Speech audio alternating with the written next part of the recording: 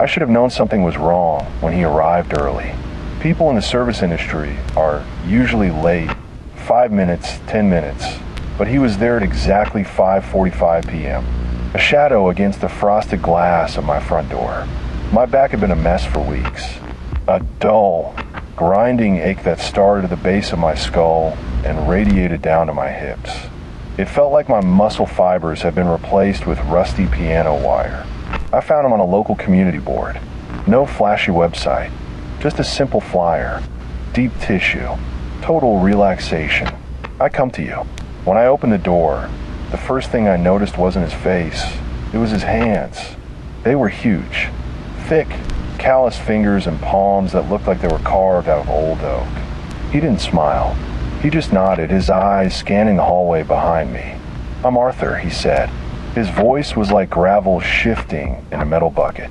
Low, rhythmic, hypnotic. "Come in," I replied, stepping back. "The living room is cleared out. I thought we could do it there." He didn't respond. He just walked past me, carrying a heavy, black leather case. It didn't look like a standard massage table bag. It was narrow, and it smelled faintly of something I couldn't place. Something clinical, like a hospital hallway that had been scrubbed with vinegar. I watched him set up. He worked with a precise, mechanical efficiency. He didn't ask where the outlets were, or if I wanted music. He just moved, unfolding the table, snapping the joints into place. The sound of the metal locking together was loud in the quiet house. "The tension is in the neck," he asked, not looking at me. "Yeah, and the lower back. It's been killing me." Arthur stopped moving. He looked at me then, really looked at me. His eyes were a pale, watery blue. They didn't seem to have any warmth. He looked at my neck the way a carpenter looks at a warped piece of lumber. "I can fix that," he whispered. "I can take it all away. You just have to be still." I felt a shiver crawl down my spine. It wasn't fear. Not yet. It was just an instinct. That primal part of the brain telling you that you are in the presence of a predator. But I ignored it. I needed the pain to stop. I needed those hands to work. "Lie down," he commanded. "Face down. Don't speak. Just breathe." I stripped to my waist and climbed onto the table. The leather was cold, frigid. It felt like lying on a slab of ice. I tucked my face into the padded horseshoe of the headrest, staring at the beige carpet. I heard him opening his case. The clinking of glass, the soft thump of heavy bottles being placed on the floor. "What's that?" I asked, my voice muffled. "Oils," he said. "Special blends. My own recipes. They help with the preservation of the muscle." Before I could ask what he meant by that, I felt his hands. He didn't start with a gentle touch. He slammed his thumbs into the base of my neck. I gasped, my fingers gripping the edges of the table. The pain was blinding, white hot. "Stay still," he growled. The pressure was immense. It felt like he was trying to push his thumbs all the way through my spine. I tried to pull away, but he leaned his entire body weight into it. I heard the vertebrae in my neck crack, a sound like dry kindling snapping in a fire. And then the oil. I felt him pour a thick, viscous liquid over my shoulders. It wasn't warm. It was cold, and it smelled reekingly of cloves, rosemary, and something sharp, something that stung my nostrils. It felt heavy on my skin. "Syrupy. You have such good density," Arthur murmured. I could hear him leaning in close to my ear. I could feel his breath. "The marbling. It's perfect." I felt a cold bead of sweat roll down my forehead. "Marbling? Arthur, that's a bit too hard." I managed to choke out. He didn't stop. He began to knead my shoulder blades. His fingers felt like iron hooks, digging deep under the bone, lifting the muscle away from the ribs. I wanted to scream, but the smell of the oil was making me lightheaded. It was cloying, suffocating. I tried to lift my head, but his hand came down on the back of my skull, pinning me into the headrest.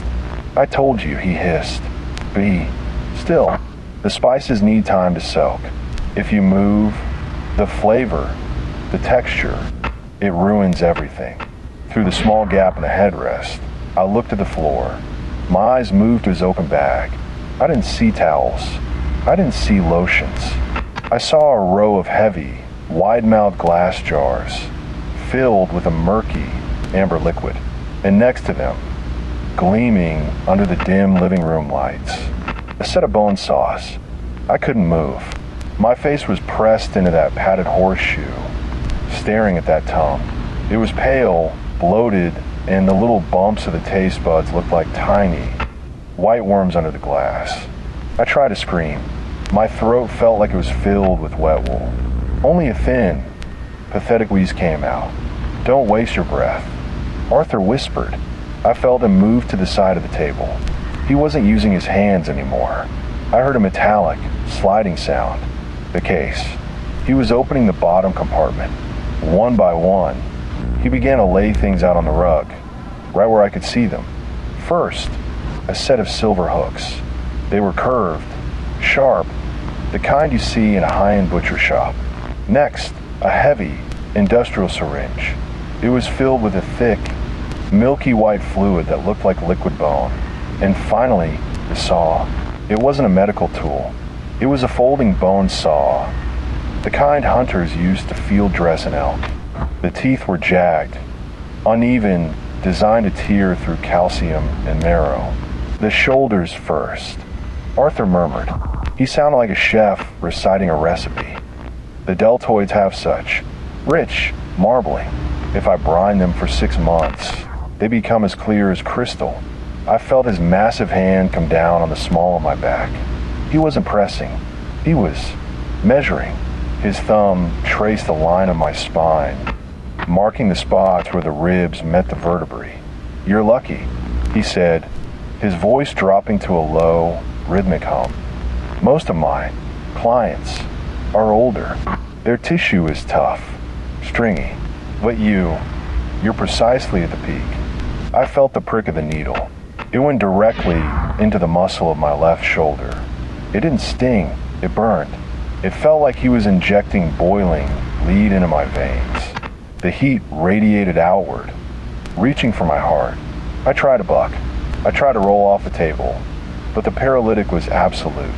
I was a prisoner in a suit of dead meat. "That's the stabilizer," Arthur explained. He picked up a heavy glass jar from the table. It was empty, waiting. It stops the decomposition at the cellular level. It keeps the beauty of the moment. He picked up the saw. I watched his shadow on the rug. He raised the tool, the light from my ceiling fan reflecting off the serrated edge. "This part is loud," he warned. "But don't worry, you won't feel the break for another minute. The brine numbs the nerves. Eventually," he leaned over me. I felt the cold, oily metal touch the skin just above my shoulder blade. "Breathe," he commanded. Deep, slow breaths. The first stroke of the saw wasn't fast. It was a slow, deliberate draw across the skin. I didn't feel the pain yet, but I felt the vibration. It traveled through my collarbone, into my jaw, rattling my teeth. Then the weight of his knee came down on the center of my back, pinning me to the frame of the table. "There we go," he whispered. The sound was unbearable. It was the sound of something wet and something hard being forced apart. I stared at the jar with the tongue. My eyes were wide, watering, burning from the fumes of the chemicals. And then the pain arrived. It wasn't a cut. It was an explosion. My entire left side felt like it had been struck by lightning. A white-hot, screaming agony that made my vision fracture into 1,000 pieces. I felt the warmth then, my blood, thick and fast, running down my side, mixing with the cold, amber marinade on the floor. "Perfect," Arthur said. He stopped sawing. He reached for one of the silver hooks. "Now we begin the suspension. I understand. Let's rewrite chapter 3 from the moment you were pinned on the table, focusing on the slow burn dread and the specific audio formatting, without any written sound effects. The Preservationist. Chapter 3, The Brine and the Bite. The weight of the saw was the first thing I truly felt. A cold, heavy line of serrated steel resting against the skin of my shoulder blade. "Don't fight the metal," Arthur whispered. I could feel his chest pressing against my spine as he leaned over me. "If you tense up, the cut jags. It ruins the symmetry of the piece." I stared through the hole in the headrest. My eyes were fixed on the floorboards, where a small, pale object had rolled out from under the table. It was a human finger. It looked like a piece of pickled ginger, translucent, shriveled, but the nail was still there. A jagged, yellowed crescent that seemed to be pointing right at me. "I prefer the shoulders for the first jar," Arthur continued. His voice was a low, rhythmic drone. The way the muscle fibers weave together, it's like art. Most people, they just see meat. I see permanence. I felt the first draw of the blade. It didn't hurt. Not at first. The paralytic heat injected must have had a numbing agent, because all I felt was the vibration. A deep, grinding shudder that traveled through my ribs and settled in my teeth. Then, the warmth began. A thick, viscous stream of my own blood started to trickle down my side. It was hot, steaming in the cool air of the room. It hit the floor, mixing with the amber oil he'd poured over me earlier. "There," Arthur murmured, his breath hitching with a strange, sickening excitement. "The first layer is open. Now we apply the fixative." He reached for one of the jars on the coffee table, the one with the darkest liquid. I watched his shadow as he unscrewed the lid. He didn't pour it. He dipped a long, horsehair brush into the brine and began to paint my open wound. The pain hit me then. It wasn't a sharp sting. It was a corrosive, melting heat. The salt and the chemicals in the brine were reacting with my raw tissue. My heart hammered against the leather of the massage table, a frantic, trapped rhythm, but my limbs remained as heavy as lead. "Stay still." He slammed his palm onto the back of my head, crushing my face into the padded horseshoe. "The brine needs to reach the bone," he hissed. "If the marrow isn't saturated, the jar will turn cloudy in a week. Do you want to be cloudy?" I tried to pull my right arm. I threw every ounce of my will, every spark of my soul, into my fingertips. I felt a twitch, a tiny, microscopic scrape of my fingernail against the leather. Arthur didn't notice. He was too busy reaching for the silver hooks. I heard them clinking together, a light, melodic sound that felt like a funeral bell. One for the left, one for the right. He whispered to himself. He leaned back to pick up the saw again, his weight shifting away from my right side. I didn't have strength, but I had the oil. The table was drenched in that slick, amber marinade. My arm didn't need muscle to move. It just needed a shove. I used the momentum of my own gasping breath to slide my right hand across the leather. My fingers brushed against the base of the master jar, the heavy, glass container filled with his most caustic brine. Arthur turned back, the saw raised high. "Now," he said, his eyes wide and colorless. "Let's see the structure." I didn't scream. I didn't speak. I shoved the jar with everything I had left. It skidded across the oiled leather, over the edge, and plummeted toward his boots. The jar didn't shatter. Not yet. It hit the hardwood floor with a heavy, sickening thud that vibrated through the legs of the massage table and straight into my spine. But the lid, which Arthur had left loose for his brush, spun away across the floorboards. The black, caustic brine didn't just spill. It exploded.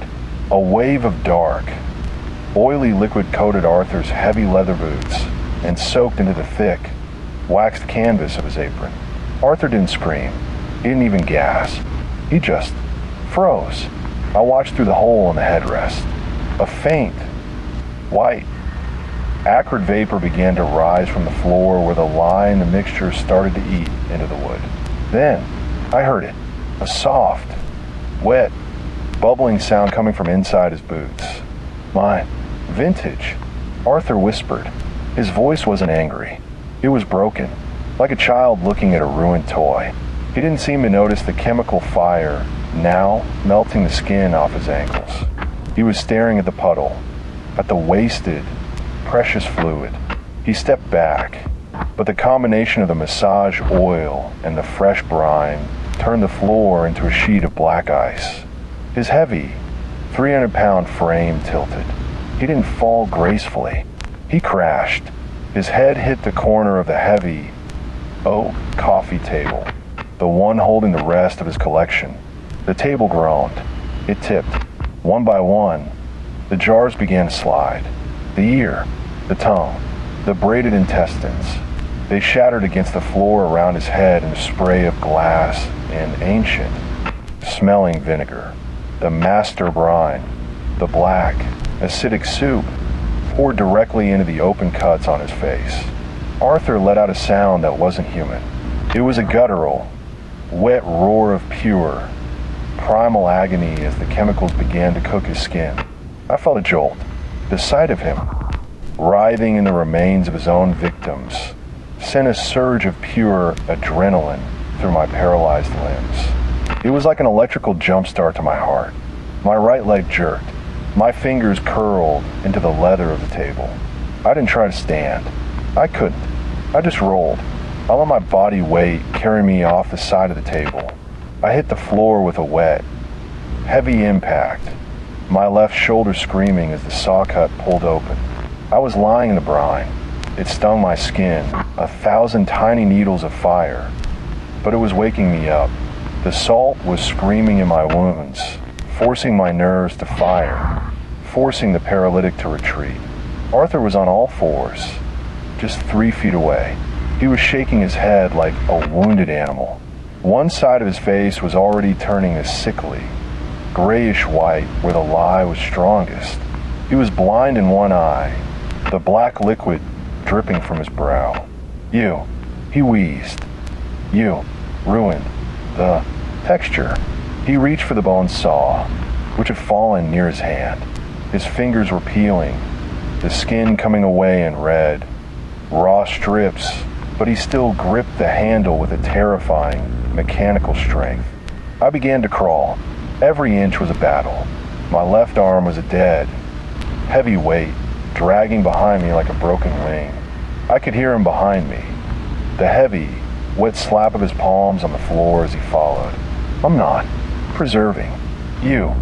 He bellowed, his voice cracking into a high-pitched, insane whistle. I'm going to grind. You. I reached the doorway to the kitchen. The linoleum was cold against my palms. I looked back. Arthur was standing up. He was swaying, his massive body silhouetted against the dim light of the living room. He looked like a nightmare carved out of melting wax. The bone saw glinted in his hand, dripping with my blood and his own. I reached for the leg of the kitchen table. I pulled myself up, my breath coming in ragged, wet gasps. The smell of the kitchen, coffee, toasted bread, lingering dish soap, felt like a foreign country. A place where things like Arthur didn't exist. But he was there, in the doorway. There's nowhere to hide. Little me. He whispered. He didn't rush. He knew I was broken. He knew I was trailing blood like a wounded deer. I looked at the counter. My hand hit the edge of the stove. And then, I saw it. The heavy, cast iron skillet. I didn't reach for it yet. I wanted him closer. I needed him to think I was finished. I slumped against the cabinets, letting my body slide down until I was sitting on the floor, gasping. Arthur stepped into the kitchen. Stay. Still, he commanded, his voice a low, rhythmic growl. He raised the saw. Arthur stepped over the threshold, his heavy, wet boots leaving a trail of black, caustic brine on my clean, white linoleum. The sound of his breathing was like a broken bellows, a wet, rattling whistle that seemed to fill the entire kitchen. He was massive, a mountain of ruined, peeling meat. One side of his face was already starting to slough off, the skin turning a sickly, translucent gray where the lie had done its work. His good eye, that pale, watery blue, was fixed on my throat. The texture, he wheezed, a string of dark, acidic saliva stretched from his lip and hit the floor. You've tainted the harvest. Adrenaline. It makes the muscle fibers stringy. He raised the bone saw. The light from the stove had glinted off the serrated edge. It was still wet with my blood, and bits of my own skin were still stuck in the teeth of the blade. I didn't move. I stayed slumped against the cabinets, my breath coming in shallow, ragged gasps. I wanted him to think I was already dead. I wanted him to see me as a carcass, not a threat. I'm going to drain you, he whispered, his voice dropping to a low, rhythmic hum. Right here, on the floor. I'll let the sink catch the remainder. He took another step. His weight was shifted to his left side, favoring the leg that had been scorched by the brine. He was clumsy, unstable. He leaned down, his massive, scarred hand reaching for my hair to pull my head back, to expose the jugular for the saw. Now, I didn't scream. I didn't make a sound. I reached up, my fingers closing around the cold, heavy handle of the cast iron skillet. I didn't just lift it. I swung it with every ounce of terror, every ounce of pure, primal rage that was left in my body. The iron connected with his wrist. The sound was dull, heavy, and final. It wasn't the sound of a break. It was the sound of crush. The bone saw clattered to the floor, sliding across the linoleum and disappearing into the dark gap under the refrigerator. Arthur let out a sharp, wheezing gasp. He looked at his hand, the fingers already turning a dark, bruised purple, hanging in an impossible angle. But he didn't fall. He looked at me, and for the first time, the calm was gone. His face twisted into something animalistic, raw. You, little sliver of meat. He lunged. He threw his entire 300-pound weight onto me. The air left my lungs in a single, violent whoosh. My back slammed against the cabinets, the wood cracking under the pressure. His ruined, peeling hands reached for my throat. I could smell him now, the sharp, alkaline stench of the lie, the metallic scent of his own blood, and that deep, underlying smell of rosemary and cloves. It was suffocating. His thumbs found the soft tissue under my jaw. Stay. Still. He began to squeeze. I could feel the pressure building in my skull. My vision started to fracture, white sparks dancing at the edges of the dark kitchen. I groped blindly on the floor, my fingers searching for the skillet again, but it was gone. I'd lost it in the struggle. My hand had something else. The bottle of extra virgin olive oil I'd left on the counter. It must have fallen when he hit the table. It was shattered, the base gone, but the neck was still intact. A jagged glass spear. I gripped the glass, the sharp edges cutting into my own palm, but I didn't feel it. I couldn't feel anything but the icy cold pressure on my neck. I jammed the glass upward. I didn't aim for his chest. I didn't aim for his heart. I aimed for the soft, fleshy underside of his jaw, right where he was pressing into me. I felt the glass sink in. It was a strange, wet resistance, like pushing a needle into a piece of raw steak. Arthur's eyes went wide, the pale, watery blue filling with a sudden, shocking clarity. I didn't stop. I pushed with everything I had, driving the shard deep, until I felt it hit something hard, something gritty. Arthur's mouth opened, but no sound came out, only a thick, dark fountain of red. It poured over my hands. It drenched my shirt. It was hot, and it smelled like iron brine. The pressure on my throat vanished. Arthur backpedaled, his hands flying to his throat, trying to catch the blood, trying to keep the life from leaking out through his fingers. He stumbled, his boots sliding in the pool of oil and blood. He hit the kitchen island with a heavy, hollow thud. He sat there, his chest heaving, his head leaning back against the cabinets.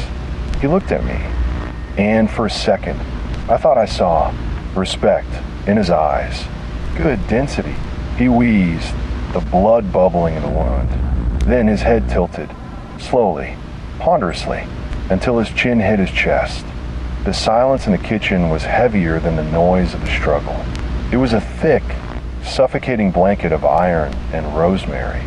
I stayed on the floor, my back against the cabinet, my chest heaving in shallow, jagged hitches. Every breath felt like I was swallowing needles. I watched him. Arthur's head was still bowed, his chin pinned to his chest by the jagged glass spear I'd driven into his throat. He looked like a discarded marionette, a heap of meat and waxed canvas that had finally, run out of clockwork. But I didn't move. I couldn't. The paralytic was still a cold, leaden weight in my veins, fighting the fading adrenaline. My left arm was a dead, blue-tinged anchor. My ankle was a screaming, raw mouth of pain that throbbed in time with my heart. Thump, thump, thump. I looked at my hands. They were stained a deep, dark crimson. It wasn't just my blood anymore. It was his. It was the brine.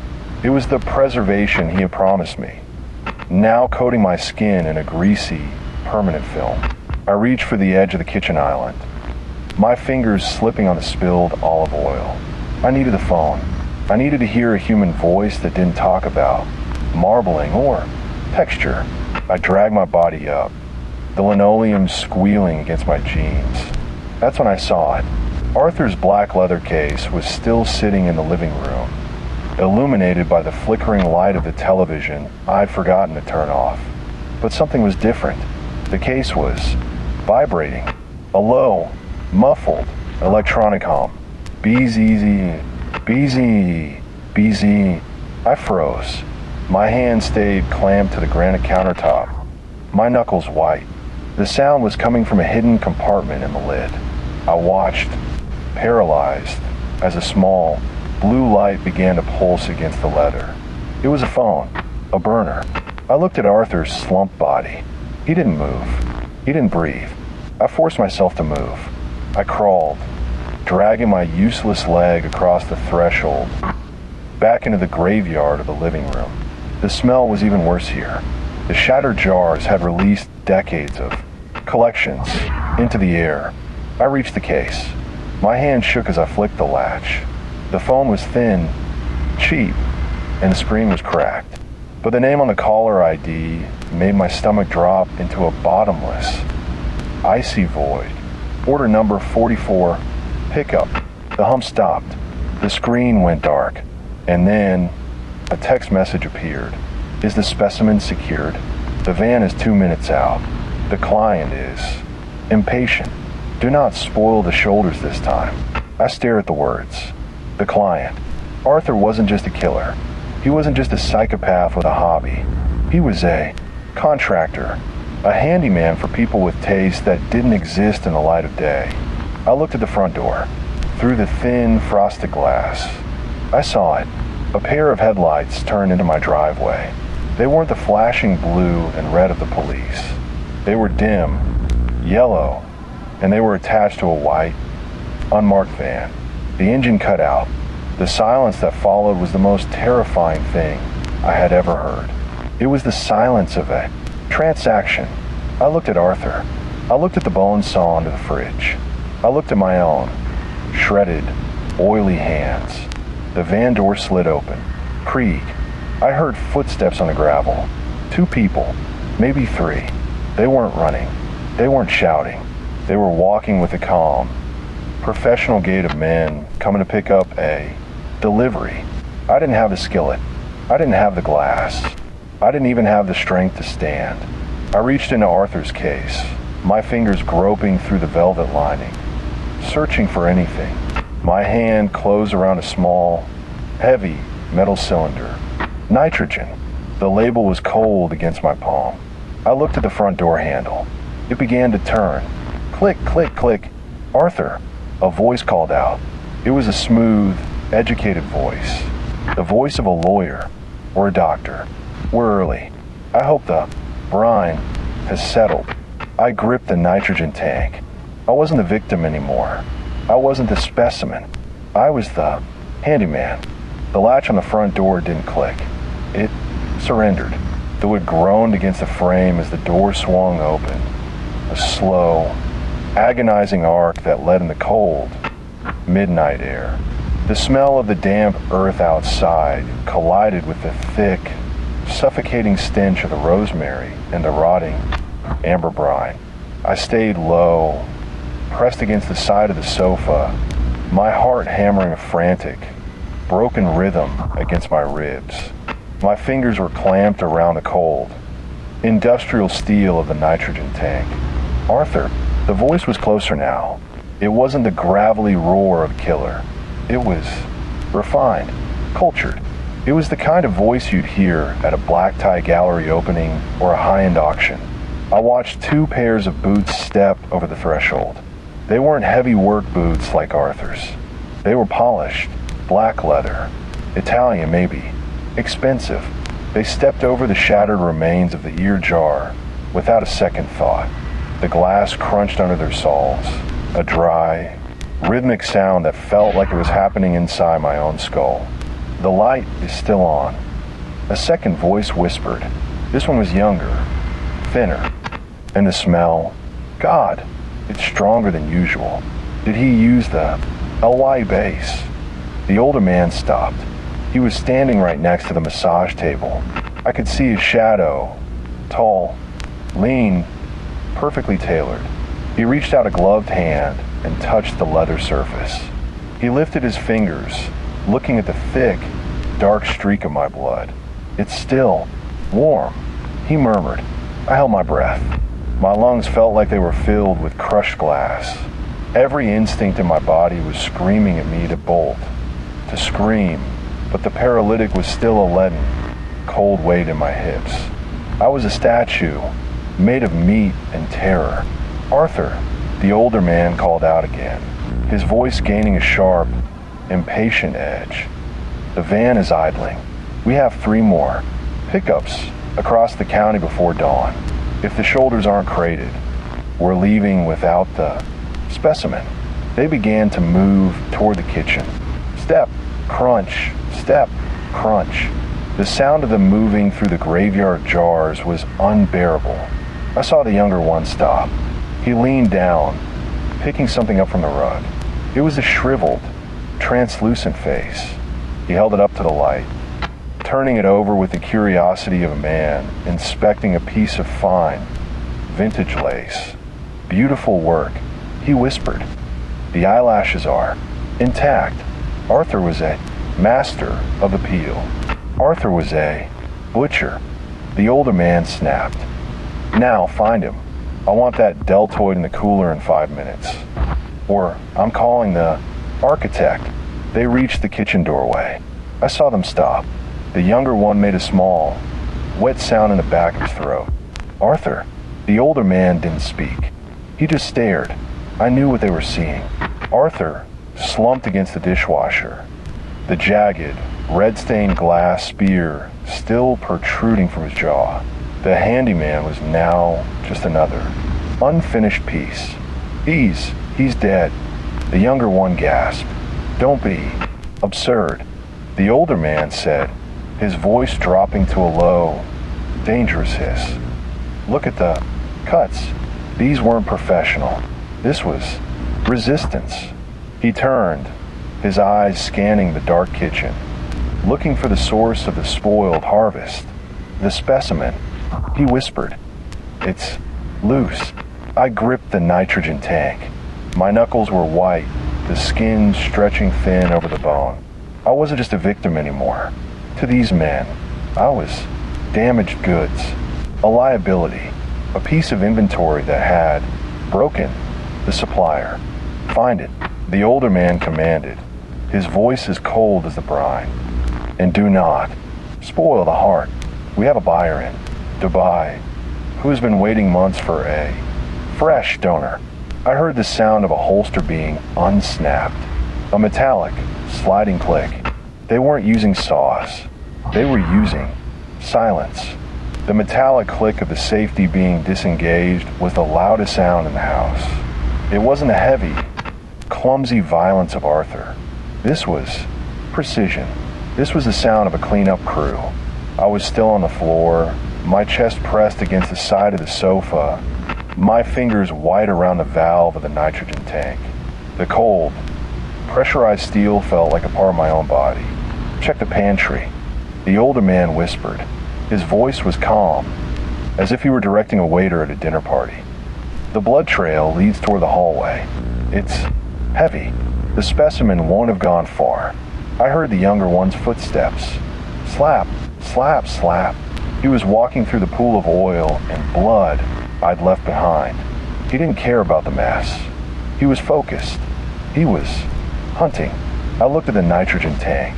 It was a small, industrial-grade cylinder, designed for flash-freezing delicate tissue samples. It wasn't a weapon, not in the traditional sense. But in this house, in this graveyard, nothing was what it seemed. I reached for the nozzle. It was a long, flexible hose with a wide, funnel-shaped tip. The younger man stepped into the living room. I could see his reflection in the polished, dark wood of the coffee table. He was wearing a gray, slim-fit suit. He held a suppressed pistol in his right hand, the barrel long, thin, and obsidian black. He didn't look like a monster. He looked like an accountant. He stopped just 3 feet from where I was crouching. He looked at the shattered remains of the master jar. He looked at the tongue, shriveled and gray on the rug. Arthur was getting sloppy. The younger man murmured, his voice thin and reedy. The brine to salt ratio was off.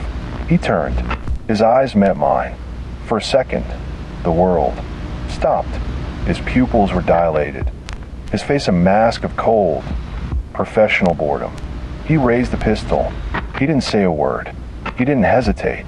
He just aimed for the center of my forehead. I didn't wait for the trigger. I twisted the valve on the nitrogen tank to max. The sound wasn't a bang. It was a roar. A blinding, white, sub-zero cloud of gas erupted from the nozzle.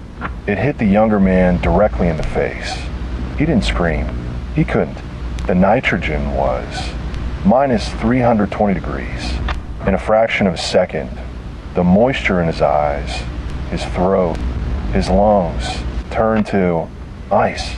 I watched, paralyzed by my own survival instinct, as his skin turned a brittle, translucent white. The gray suit, the black pistol, the polished shoes, everything was suddenly coated in a thick, glittering layer of hoarfrost. He stood there for a heartbeat, a human statue, his finger frozen against the trigger. Then, he tipped over. He didn't fall like a man. He fell like glass. When he hit the hardwood floor, he didn't bounce. He shattered. The sound was like 1,000 crystal chandeliers falling at once. A sharp, musical crash that echoed through the empty house. His arm, frozen solid, snapped off at the shoulder and slid across the floor, spinning like a piece of porcelain. Julian, the older man, shouted from the kitchen. I heard his boots scramble against the linoleum. He was coming, and he wasn't calm anymore. I gripped the tank, my hands beginning to burn from the extreme cold. I didn't have much gas left. Maybe 10 seconds, maybe less. I dragged my useless leg toward the hallway, toward the dark, towards the bathroom. Julian, answer me. The older man burst into the living room. He stopped dead.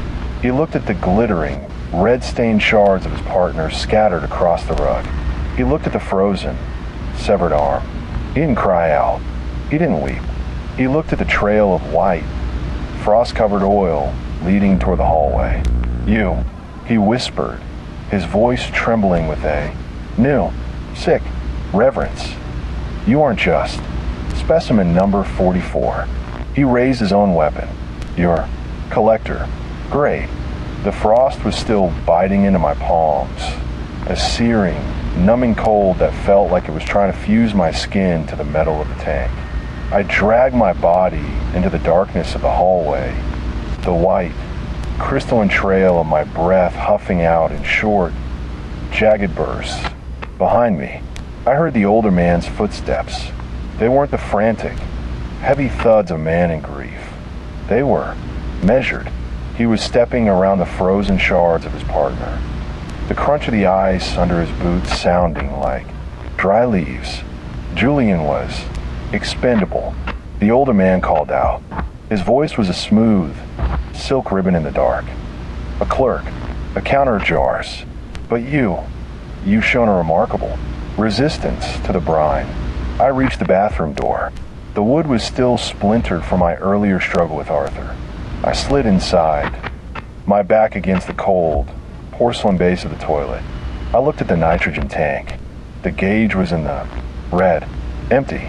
I was defenseless. My left arm was a heavy, blue-tinged weight, and my ankle was a raw, throbbing mouth of agony. The architect doesn't like waste, the man continued. He was in the hallway now, just inches from the door. I could see the shadow of his polished shoes under the gap. He believes in utility. If a specimen cannot be jarred, it must be recruited.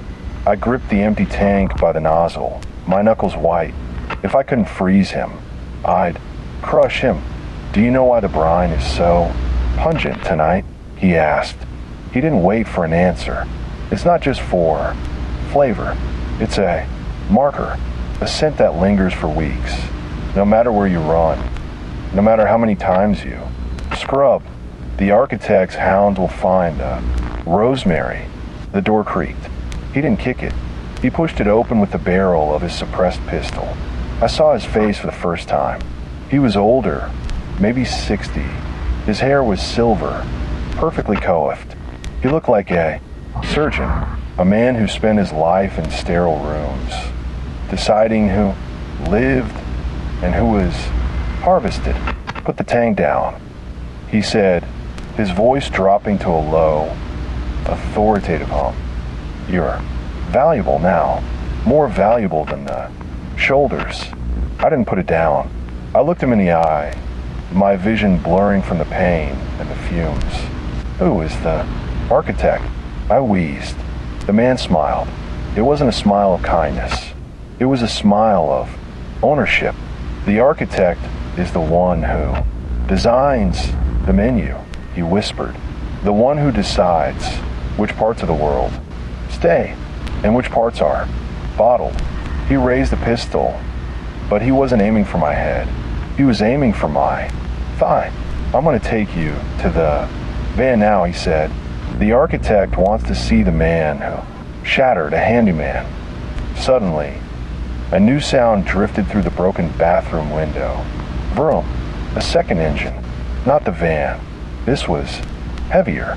I heard the gravel outside my house, screaming under the weight of several vehicles. Then, the blinding, strobe-like flashes of red and blue. The older man's expression shifted. The professional boredom was replaced by a sharp, jagged irritation. The neighbors, he hissed, looking toward the window. Someone called it in. He looked back at me, the pistol trembling slightly in his hand. The architect hates a public scene, he whispered. He didn't fire. He backed out of the bathroom, his movements fast, fluid. I heard him running through the living room, the front door slamming, the van's tires spinning as it tore out of my driveway. I lay there, the cold, porcelain floor pressing against my cheek. The sirens were deafening now. The lights were dancing across the bathroom tiles like ghosts. I reached for the sink, pulling myself up, my breath coming in short, ragged, sobs. I looked in the mirror. My face was covered in a mixture of my blood, Arthur's blood, and the amber oil. I looked, marinated. I looked at the shelf, and then I saw it, a small, white, heavy cardstock business card. It hadn't been there before. I picked it up with my oily fingers. There was no name, no number, just a single line of text printed in gold, embossed, letters. The architect. You have. Excellent. Marbling. See you. Soon. The hospital was supposed to be a sanctuary, a place of white tiles, sterile air, and the sharp, clean scent of rubbing alcohol. It was supposed to wash away the smell of the rosemary. But as I lay in the ER bed, the fluorescent lights flickering in a rhythmic, hypnotic hum above me. I could still feel the oil. It was deep in my pores. It felt like my skin was becoming translucent. The doctors had been efficient. They'd stitched my ankle, debrided the chemical burns on my hands, and pumped me full of antibiotics to fight whatever was in Arthur's master brine. They called it a miracle.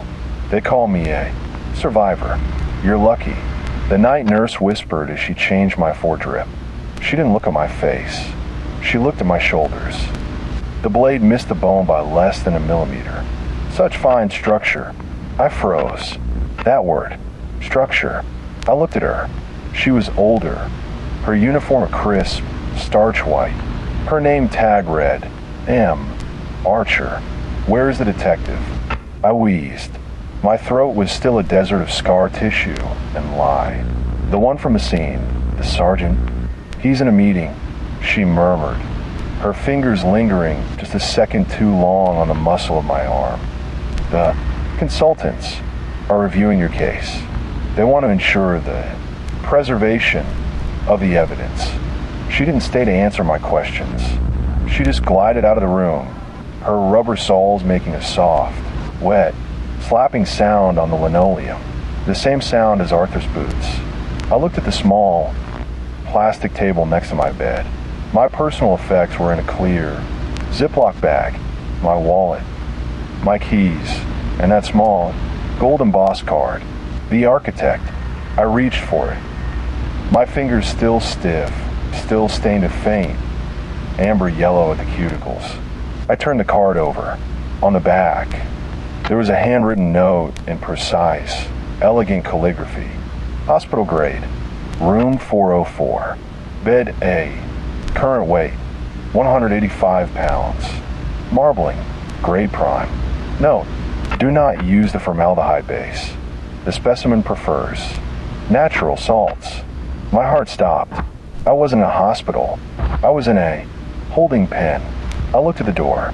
Through the small, wire glass window, I saw two men in gray, slim-fit suits standing in the hallway. They weren't police. They weren't doctors. They were clerks. One of them was holding a digital tablet. He looked at me, then looked at the screen, and made a small, checking motion with his thumb. Click. He was inventorying me. I looked at my forebag. The liquid inside wasn't clear. It was a pale, golden, amber. It was the brine. They weren't treating me. They were marinating me from the inside out. I felt a sudden, cold, leaden weight in my chest. My heart began to slow, each beat a heavy, ponderous thud that felt like it was echoing through a cavern. Thump, thump, thump. I tried to reach for the call button, but my hand wouldn't move. The medicine was working. The paralytic was no longer just on my skin. It was in my bloodstream. The door opened. Nurse Archer walked back in. She wasn't holding a tray of pills anymore. She was holding a heavy, wide-mouthed glass jar. The architect is very impatient, she whispered, her voice dropping to that low, rhythmic hum I'd heard in Arthur's living room. He wants the heart, fresh. He says, a heart that has fought so hard, has the sweetest texture. She set the jar on the bedside table. I watched as she reached in her pocket and pulled out a small, silver scalpel.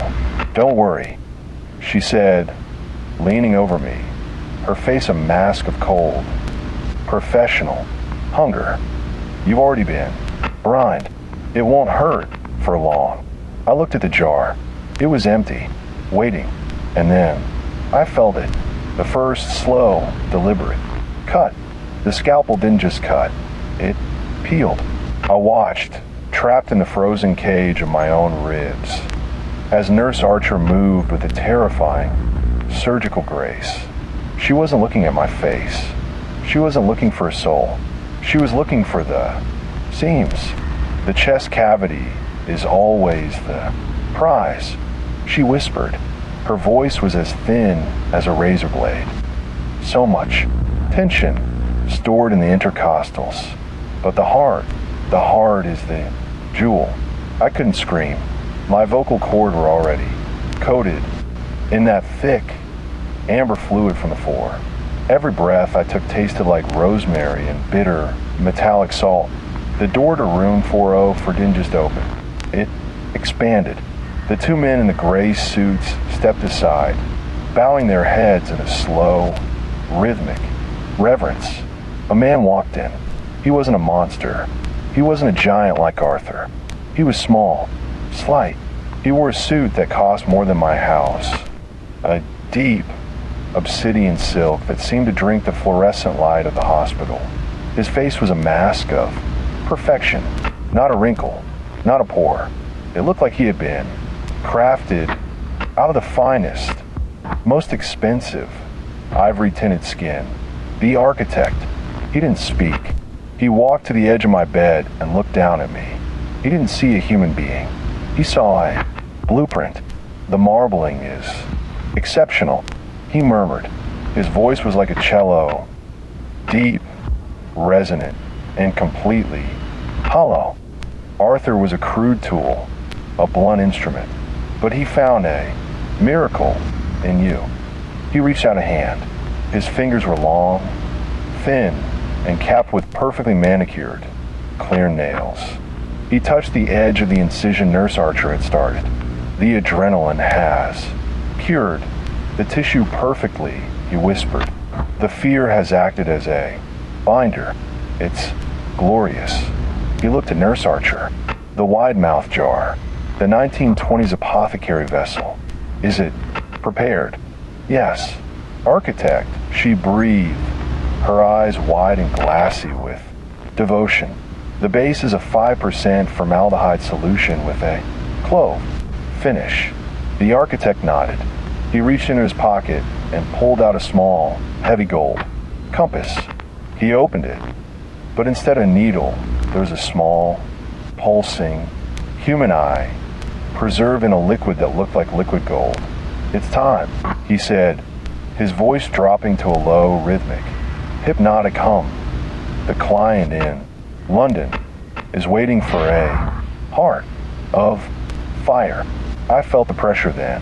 Nurse Archer leaned her weight against my chest, her hands moving toward my sternum with a heavy silver bone cracker. I looked at the architect in a reflection of his obsidian suit. I saw my own face. It was pale. It was ready. But then I saw something else. The forebag, the amber fluid was bubbling. The architect saw it too. He leaned in, his eyes narrowing. The reaction, he whispered, his voice cracking for the first time. The nitrogen from the tank, it's still in his bloodstream. I felt a sudden white-hot explosion in my veins. The chemicals from the hospital, the brine from the floor, and the sub-zero nitrogen I'd inhaled in the living room. They weren't just sitting there. They were combining. My heart didn't slow down. It ignited. A surge of pure chemical rage shattered the paralytic. My right hand, the one that had been frozen, the one that had been burned, it flew up. I didn't grab the architect. I grabbed the force stand. I swung the heavy metal pole with everything I had. The glass bottle of amber brine, shattering against the architect's perfect ivory face. The glass didn't just break. It shattered into 1,000 microscopic diamonds of brine and antibiotic. The amber liquid sprayed across the architect's face, hitting his perfect ivory skin. For a heartbeat, he didn't move. He stood there, the metal four-pole still vibrating in my hand, his obsidian suit dripping with the sticky, rosemary-scented fluid. And then his skin began to unravel. It didn't bleed. It didn't bruise. It started to curl, like a piece of expensive, vintage wallpaper being stripped from a damp wall. Underneath the ivory mask, there wasn't muscle. There wasn't bone. There was glass, a complex, shimmering, translucent lattice of artificial, reinforced silica. The integrity is compromised. The architect whispered. His voice wasn't a cello anymore. It was a glitch, a distorted, mechanical rasp that sounded like a saw hitting a nail. Nurse Archer let out a thin, high-pitched scream. She dropped the bone cracker, the heavy silver tool clattering against the linoleum. She didn't look at me. She looked at the architect's face, at the way the liquid was dissolving, the adhesive that held his humanity together. The brine. She gasped, her hands flying to her own throat. It's reactive to the synthetics. I didn't wait to see what was underneath the glass. I rolled out of the bed, the stitches in my ankle tearing open with a hot, wet rip. I didn't care. The chemical cocktail in my veins, the nitrogen, the brine, the adrenaline, was a white-hot fury that pushed me past the pain. I grabbed the heavy, silver bone cracker from the floor. The two men in gray suits were already in the room. One of them reached for a weapon, but the floor was a death trap of spilled, oily brine. He slipped, his polished shoes sliding out from under him. I swung the bone cracker. The heavy, serrated metal connected with his temple. It didn't sound like a skull cracking. It sounded like a jar breaking. The man slumped to the floor, and I saw his ear, perfectly preserved, roll away across the tile. They weren't just collectors. They were pieces. They were the architect's work, assembled, brined, animated by a science that didn't belong in any textbook. You are spoiling design. The architect wheezed. His face was halfway gone now. A hollow, glowing, amber-tinted skull was visible beneath the peeling ivory. He reached for me, his long, thin fingers clicking like metronomes. I didn't back away. I lunged forward, driving the handle of the Ford stand directly into the center of his glowing glass chest. Prayer-rack. The sound was deafening. The architect's chest cavity fractured. A spray of pressurized gold. Gas erupted from the wound, hitting me in the face. It smelled like ancient sun-baked sand. He stumbled back, his obsidian suit tattering as the internal pressure failed. The client, he hissed, the amber glow in his eyes flickering like a dying bulb. The client will collect debt. He collapsed. He didn't hit the floor with a thud. He hit it with a crunch, a heap of broken glass, silk, and the scent of 1,000 marinated souls. I didn't stay to watch him die. I couldn't tell if he was ever alive. I dragged my body toward the window. 4th floor. I looked down. The white van was still there, idling in the ambulance bay. But next to it, a black, heavy freighter truck was backing in. The side of the truck had no logo, no name, just a small gold compass. The back doors opened. I saw them, thousands of them, jars, stacked from floor to ceiling, each one glowing with a soft amber light, each one containing a part, a hand, a heart, a face, a whole city, bottled. I looked at my own hand. The skin was pale, translucent. I could see the blue, rhythmic pulse in my veins. I wasn't a survivor. I was just next on the menu. I turned back to the room. Nurse Archer was standing over the architect's remains. She wasn't crying. She was recording. She held a small, black device, her voice calm, professional, and completely void. Subject number 44. Final state, volatile, marbling grade, cataclysmic, initiating, recall, protocol. She looked at me. The architect is everywhere. She whispered, and you are overcooked. Suddenly, the hospital's sprinkler system activated, but it wasn't water. It was brine. The sprinklers didn't hiss. They choked. A thick, viscous, amber rain began to pour from the ceiling. It wasn't water. It was the master brine concentrated, cold, and smelling of 1,000 dead spice. Winters. It hit my skin, and for the first time, it didn't burn.